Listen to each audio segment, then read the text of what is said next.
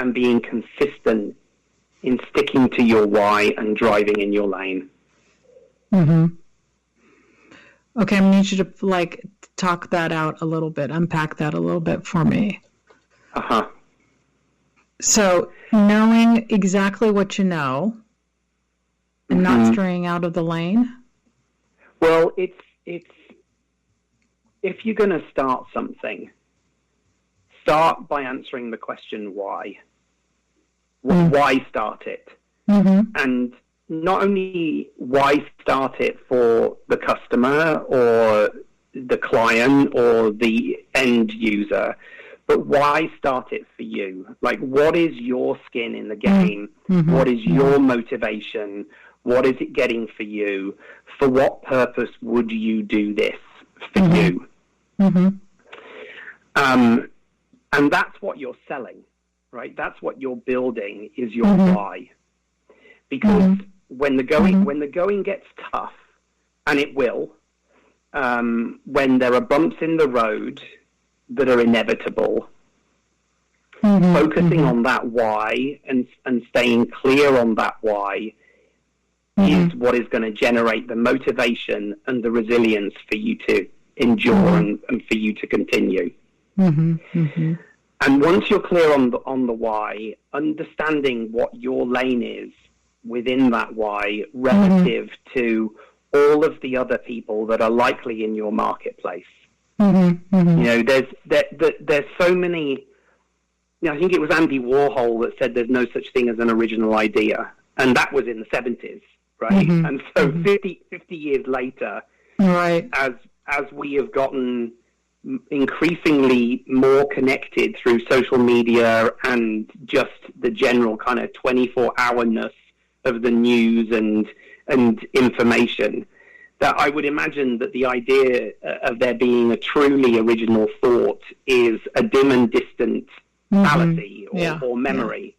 Yeah. So once you've established your why, understanding what it is that you are doing that is different to everybody else, and stay and just stay in that lane, you know, and be that thing and be the heck out of it.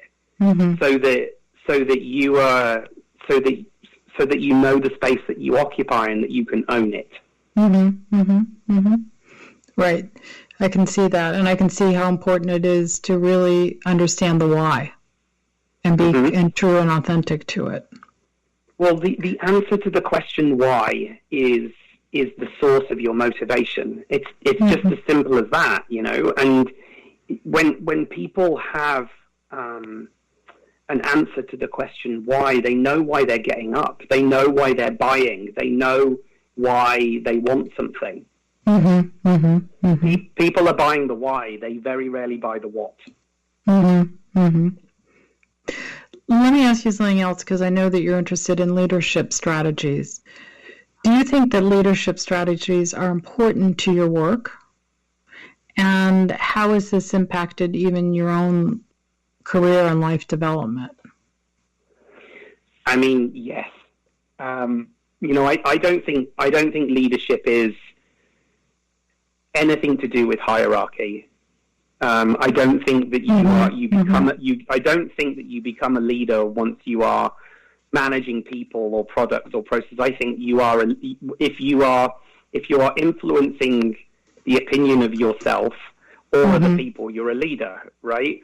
Right. And so, to me, what is it that makes a leader? And I always say that leadership is a behavior, not a title.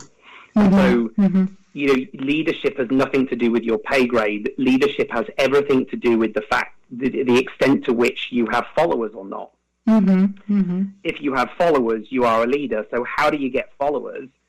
To my mind, and this is central to the work that I do in all of my work, in my coaching work, in my group work. It's all about how do you be yourself, but be yourself with increasing levels of choice and skill. Right? And when you are being your youest you, and you're doing it in a choiceful, mindful way, you will gather followers as a result of that. And so, there are thousands upon thousands of books written by very successful people who have become even more successful because of the books that they've written about how to do leadership. And they're all true. They're all true. But if you read them all, you'd probably end up more confused than you were when you started about what makes a great leader. And so the foundation to it all, I believe, is remembering that leadership is a behavior, not a title. And when you start from that place, that's what I think is the root of great leadership and the best leadership strategy. And it's important because you have to live it authentically and not hide behind the title. Because it's hard to sort of be a leader if you're, if you don't. I mean, I'm thinking of the imposter syndrome, right? If you don't feel like you're a leader, the title isn't going to help you become any stronger at leading. Right. And people will see it. They won't necessarily know that you're impacted by imposter syndrome. They won't necessarily know. They won't necessarily know that you're impacted by imposter syndrome, but they will know that you're not being congruent. They will know that there is something up, and that will give cause for raised eyebrows or side eye or caution when it comes to buying into you. Right. And that's why that kind of be yourself with increasing amounts of choice and skill is so important. And so, and the root of that is self-awareness and self-acceptance. So to just sort of quickly finish off on that, self-awareness, self-acceptance means also that you have to be able to have a good work-life balance, in the sense that it takes time to sort of figure out what you need and to really spend time doing it for yourself. What has been the hardest thing for you about finding a work-life balance, and what have you done to be able to do this? Well, controversially, Leslie, I don't believe in work-life balance. Because I don't think that work and life are separate entities. Work is a part of our life, right? And our life is made up of so many different contexts. Work is one of them. Our intimate relationship is another. Our family relationships is another. Our spirituality is another. Our health and fitness is another. So what I believe in, and what I like to talk a lot about instead of work-life balance, is work-life blend. And so how do you work to ensure, or how do you attain a place where all of the aspects of your life are in balance?